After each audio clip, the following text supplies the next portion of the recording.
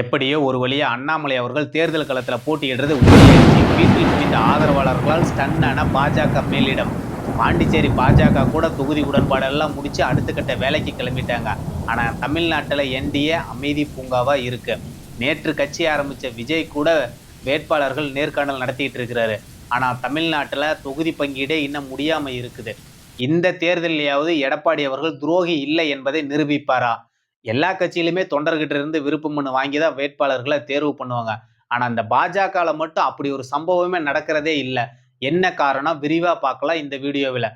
வாங்க வீடியோக்குள் போகலாம். வீடியோக்குள் போறதுக்கு முன்னாடி நமது சேனலை சப்ஸ்கிரைப் செய்து கொள்ளுங்கள். அன்பு தமிழ் நெஞ்சங்களுக்கு அன்பு வணக்கம்.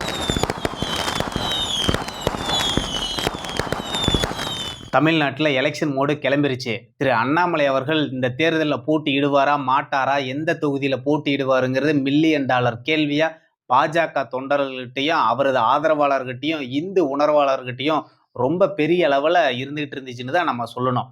ஏன்னா திரு அண்ணாமலை அவர்களால் தான் பாஜக இன்னைக்கு குக்கிராமங்கள் வரையிலும் பாஜக எடுத்துக்கிட்டு போனதில் மிக முக்கியமான பங்கு அண்ணாமலை அவர்களே சாரும். ஏன்னா அண்ணாமலைக்கும் எடப்பாடி பழனிசாமிக்கும் முட்டல் மோதல் உரசல்கள், அவர் இந்த தேர்தலில் நிற்க மாட்டாரு, பல்வேறு காரணங்கள் கடந்த காலங்களில் நடந்துச்சு. ஆனால் இன்னைக்கு எடப்பாடி அவர்களும் அண்ணாமலை அவர்களும் சுமூகமா மேடையில பேசிக்கக்கூடிய காட்சிகள் பார்க்குறோம். ரெண்டு பேரையும் மாறி மாறி போகக்கூடிய நிகழ்வுகள் எல்லாம் நடந்துகிட்டே இருக்கு. இந்த சூழ்நிலை தான் அண்ணாமலை அவர்கள் கோயம்புத்தூர்ல ஒரு தொகுதியில் நிற்க போறாருங்கிறது உறுதிப்பட ஒரு தகவல்கள் நமக்கு வந்திருக்குது. கடந்த தேர்தல் அப்பவே அரவக்குறிச்சியில போட்டியிட்டாரு, அங்கு தோல்வி அடைஞ்சார். அதுக்கப்புறம் கடந்த பாராளுமன்ற தேர்தல் அப்ப கோயம்புத்தூர்ல போட்டியிட்டாரு, கிட்டத்தட்ட 4.5 லட்சம் வாக்குகள் தனி ஒருவனாகவே வாங்கினாரு. அதை பொறுத்து தான் இந்த முறை சட்டமன்ற தேர்தலில் கோயம்புத்தூர்ல ஒரு தொகுதியில நிக்கலாம் அப்படிங்கிறது அண்ணாமலை அவர்கள் முடிவு செய்திருப்பதாக ஒரு நம்பத்தகுந்த தகவல்கள் நமக்கு வருது. அதுலயும் குறிப்பா அண்ணாமலை அவர்கள் சிங்காநல்லூர் அல்லது சூலூர் தொகுதியில போட்டியிடுவாருங்கிறது தான் அவரது ஆதரவாளர்கள் பேசக்கூடிய நிகழ்வா அமைஞ்சுக்கிட்டு இருக்கு. நேற்று கூட அண்ணாமலை அவர்களோட வீட்டுல பல நூற்றுக்கணக்கான தொண்டர்கள் கூடியிருந்தாங்க. அப்போது சில முக்கிய நிர்வாகிகிட்ட அண்ணாமலை அவர்கள் எந்த தொகுதியில போட்டியிடலாம், எங்க நம்ம பலமா இருக்கிறோம் அப்படின்னு சொல்லி ஆலோசித்ததா சொல்லப்படுகிறது.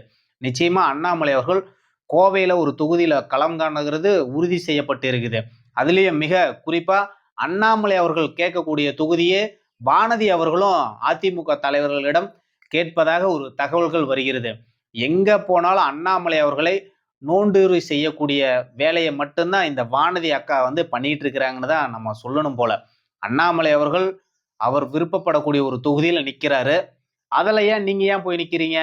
ஏற்கனவே நீங்க கோவை தெற்குனுடைய எம்எல்ஏவா இருக்கீங்க. நீங்க உண்மையாலுமே அந்த தொகுதிக்கு சரிவர மக்கள் பணி செஞ்சிருந்தீங்க அப்படின்னா நீங்க அந்த தொகுதியிலே களங்காலனாவே.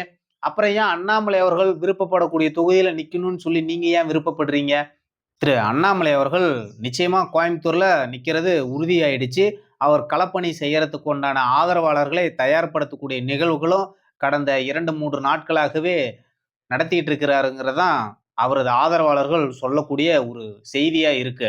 ஆனா இன்னைக்கு இந்த எடப்பாடி அவர்கள் ஏற்கனவே பல நேரங்கள்ல பல தலைவர்களிடம் பல அரசியல் கட்சிகளிடம் துரோகிங்கிற பட்டத்தை தான் வாங்கி வச்சிருக்கிறாரு. அது பாஜகவுக்கும் ஏற்கனவே செஞ்சிருக்காருன்னு வச்சுக்கா. கடந்த பாராளுமன்ற தேர்தலில் அப்போ கூட்டணி வேணான்னு சொல்லி கடைசி நேரத்தில் ஓடி போயிட்டாரு. அதுக்கு முன்னாடி நடந்த 2021 தேர்தல் அப்ப பாஜகவுக்கு பார்த்தீங்கன்னா உதவாத தொகுதிகள் எல்லாம் கொடுத்து கணக்கு காட்டினாரு. அதே மாதிரிதான் அவருக்கு வாய்ப்பு வழங்கிய பல தலைவர்களை காணாம ஆக்கிட்டாரு.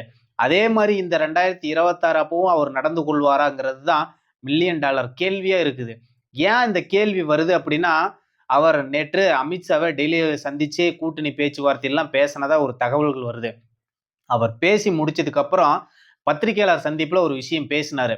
நாங்க எல்லாம் பேசி யார் யார் வெற்றி பெறக்கூடிய தொகுதியெல்லாம் இருக்குதோ அவங்களுக்கு கொடுத்து எல்லா கட்சியும் வெற்றி பெறறதுக்கு அதிமுக துணை புரியும் அப்படின்னு சொல்லி சொல்றாரு.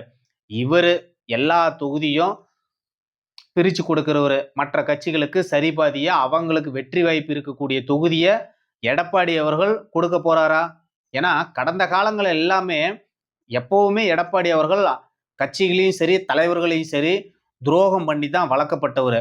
ஆனா இந்த தேர்தலில் எல்லா கட்சிக்கும் அவங்கவுங்க வெற்றி பெறக்கூடிய தொகுதியை பிரிச்சு கொடுப்பேன்னு சொல்றது தான் மில்லியன் டாலர் கேள்வியாவும் அமைஞ்சிருக்குது.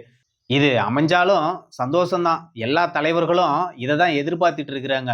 உங்க மேல இருக்கிற துரோகி பட்டத்த அழிக்கிறதுக்கு இந்த தேர்தல்ல நீங்க ஒரு வாய்ப்பா பயன்படுத்திக்கணும். எடப்பாடி பழனிசாமி அவர்களுடைய டெல்லி விஜயத்துக்கு நம்ம முதலமைச்சர் ஸ்டாலின் அவர்கள் அவரோட கட்சியை மட்டும் டெல்லியில அடமானம் வச்சதும் இல்லாம, தமிழ்நாட்டையே அடமானம் வைக்கிறதுக்கு கிளம்பிட்டாரு அப்படின்னு சொல்லி விமர்சனம் பண்றாரு. முதல்வர் ஸ்டாலின் அவர்களே 2011ல என்ன நடந்துச்சுன்னு உங்களுக்கு நினைவு இருக்குதா? உங்க அப்பா கலைஞர் கருணாநிதி 2011ல தேர்தல்ல கூட்டணி பேச்சுவார்த்தை நடத்துறதுக்கு டெல்லியில போய் 6 மணி நேரம் காத்துக்கிட்டு இருந்தாரு. இதெல்லாம் உங்களுக்கு நினைவுக்கு இல்லாம இருக்குன்னு நினைக்கிறேன். அது மட்டும் இல்லாம மேல் மாடியில அறிவாலயத்தில் ரெய்டு நடக்கும்போது கீழ சீட்டு பேரம் நடத்துனீங்களே ஞாபகம் இருக்குதா? காங்கிரஸ் கட்சிக்கு 63 இடம் கொடுத்தீங்களே ஞாபகம் இருக்குதா? நீங்க டெல்லிக்கு அடிமை, டெல்லியில போய் கூட்டணி பேச்சுவார்த்தை நடத்துறாங்க, டெல்லியில அடமானம் வச்சுட்டாங்கன்னுலாம் நீங்க ஏதேதோ விமர்சனம் பண்றீங்க. அங்கேயும் இங்கேயும் அப்ப ஏன் போவானே? இப்ப காங்கிரஸ் கட்சி வரமாட்டேன்னு சொல்லி முரண்ட பிடிக்கும்போது, உங்க தங்கச்சி கனிமொழிய டெல்லி அனுப்பிச்சு விட்டு, அம்மையார் சோனியா காந்தி அம்மா கிட்ட பேசி கூட்டணி பேச்சுவார்த்தை நடத்துனீங்களா? அது எது? இதையெல்லாம் தெரியாம முதல்வர் ஸ்டாலின் அவர்கள் எதிர்க்கட்சிகளை விமர்சனம் பண்ணிட்டு இருக்கிறாரு. விமர்சனம் பண்றதுக்கு முன்னாடி கண்ணாடியில ஒரு முறை உங்க முகத்தை பாருங்க முதல்வர் ஸ்டாலின் அவர்களே. அதை விட்டுட்டு நீங்க ஏதேதோ எதிர்க்கட்சிகளை நீங்க விமர்சனம் பண்றதுக்கு பிரயோஜனம் இல்லாத ஒரு நிகழ்வா தான் நீங்க நடந்துகிட்டு இருக்குது.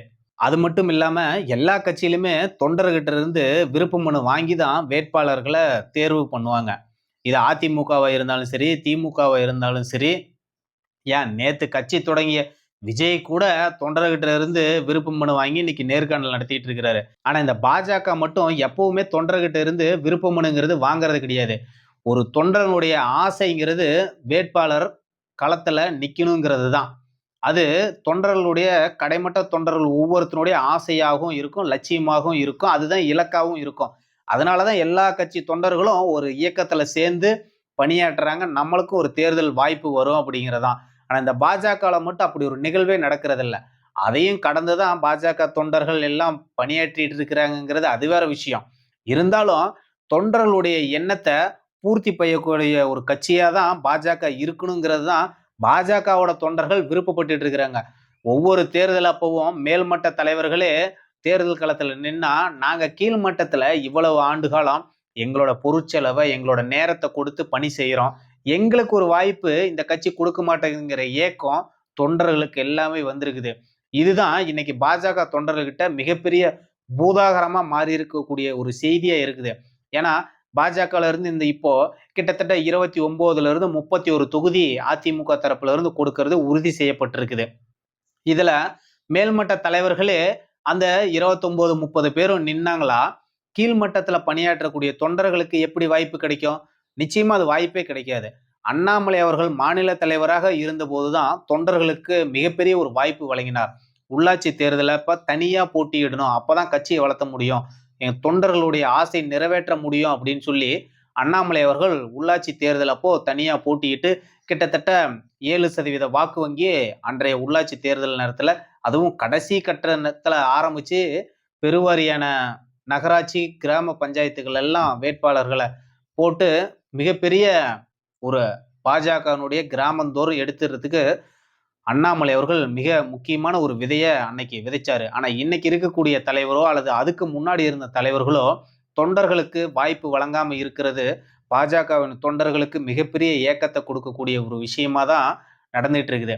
இன்னைக்கு பாண்டிச்சேரியெல்லாம் கூட பாஜக தொகுதி பங்கீடு எல்லாம் முடிச்சு அடுத்த கட்ட வேலைக்கு வேட்பாளர்கள் தேர்வுக்காக போயிட்டாங்க. ஆனா தமிழ்நாட்டுல இந்த பாஜகல என்டிஏ கூட்டணியில அதிமுகவுல இருந்து எந்த விதமான ஒரு பேச்சுவார்த்தையுமே நடக்காம டெல்லி போயிட்டு இருக்காங்க. கூட்டணி பேச்சுவார்த்தை நடக்கும். எடப்பாடி அவர்கள் இன்னும் 4 நாளில கூட்டணி பேச்சுவார்த்தை எல்லாம் முடிச்சு தொகுதி பங்கீடெல்லாம் முடிச்சிருவோம் அப்படின்னு சொல்லிட்டு இருக்கிறாரு. ஆனா திமுக கூட அவர்களுடைய கூட்டணி கட்சிகள் எல்லாம் தொகுதி பங்கீடு எல்லாம் முடிச்சு ஓரளவிற்கு தேர்தல் களத்திற்கு போறதுக்குண்டான வேலைகள கிட்டத்தட்ட 90% முடிச்சிட்டாங்க. ஆனா இந்த என்டிஏவுல இன்னும் அதுக்குண்டான ஆரம்ப கட்ட பணியே தொடங்காம இருக்காங்கங்கிறது தான் வேதனைக்குரிய ஒரு விஷயமா இருக்கு. தேர்தல் நெருங்கிருச்சு. இன்னமும் எந்த தொகுதி அப்படின்னு சொல்லி யாருக்குமே தெரியாம இருக்கு. அன்புமணி அவர்களும், டிடிவி அவர்களும் நேற்று டெல்லி பயணம் போயிருக்காங்க. இங்க பேச்சுவார்த்தை நடத்தினா முடியாது அப்படிங்கிறதுல டிடிவியும், அன்புமணியும் நல்லாவே உணர்ந்திருக்கிறாங்க. அதனாலதான் இன்னைக்கு அமித்ஷா அவர்கள சந்திச்சு டிடிவி அவர்கள் பேச்சுவார்த்தையை நடத்தியிருக்கிறாரு. இப்ப பேச்சுவார்த்தையை முடித்த பிறகு பத்திரிகையாளர் சந்திப்புல கூட முதல்வர் ஸ்டாலின் அவர்களே டிடிவி அவர்கள் ரொம்ப காட்சி எடுத்திருக்கிறாரு. தமிழ்நாடு அணியா, டெல்லி அணியா அப்படின்னு சொல்லி முதல்வர் ஸ்டாலின் பேசுறாரு. ஆனா தமிழ்நாட்டுல சிஎஸ்கேன்னு ஒரு அணி இருக்குது. அங்க எத்தனை பேர் வந்து பார்த்தீங்கன்னா, தமிழ்நாட்டு வீரர்கள் விளையாடுறாங்க. அத முதல்ல முதல்வர் ஸ்டாலின் அவர்கள் சரி பண்ணட்டும். அதுக்கப்புறம் தமிழ்நாடு அணியா, டெல்லி அணியாங்கிறதெல்லாம் அவர் பேசலாம் அப்படின்னு சொல்லி முதல்வர் ஸ்டாலின் அவர்கள டிடிவி அவர்கள் அவருக்கே உரிய பாணியில ஒரு பதிலடியும் கொடுத்திருக்கிறாரு. அது மட்டும் இல்லாம நேத்து கட்சி தொடங்கின விஜய் அவர்கள் கூட அவர்களோட தொண்டர்கிட்ட இருந்து விருப்ப மனு எல்லாம் வாங்கினவங்க எல்லாம் இன்னைக்கு 2ஆம் கட்டமா நேர்காணல் நடத்திட்டு இருக்கிறாரு. ஆனா இந்த பாஜகவுல, என்டிஏவுல அதிமுக தரப்போ அல்லது பாஜகவோ, பாமகவோ, டிடிவியோ யாருக்குமே இந்த தொகுதி பங்கீடுங்கிறதே ஒண்ணு முடியாம இருக்குது. யாருமே இன்னைக்கு வேட்பாளர் யாருங்கிற ஒரு ஏக்கத்தோடயே அனைத்து கட்சி தொண்டர்களும் இன்னைக்கு வீதியில இருக்கக்கூடிய ஒரு நிகழ்வாக தான் இருந்துட்டு இருக்குது.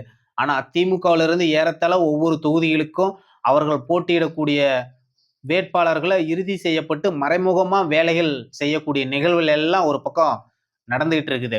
இன்னைக்கு எடப்பாடி அவர்கள் ஒவ்வொரு தேர்தல் அப்பயும் ஒவ்வொரு கட்சிகள, ஒவ்வொரு தலைவர்கள காலி பண்றது அவரோட வழக்கமா இருந்துட்டு இருக்குது. இந்த தேர்தல்லையாவது என்டிஏவோட கூட்டணி கட்சிகளுக்கு தலைவர்கள அனுசரித்து என்டிஏவை ஆட்சி கட்டல் அமைப்பதற்கு சரியான தொகுதி பங்கீடு, அவர்களுக்கு உண்டான வெற்றி வாய்ப்பு இருக்கக்கூடிய தொகுதிகளை கொடுத்து ஒருங்கிணைந்த என்டிஏ வெற்றிக்கு எடப்பாடி அவர்கள் ஒத்துழைப்பாரா என்பதை பொறுத்திருந்து தான் பார்க்க வேண்டும். நன்றி, வணக்கம்.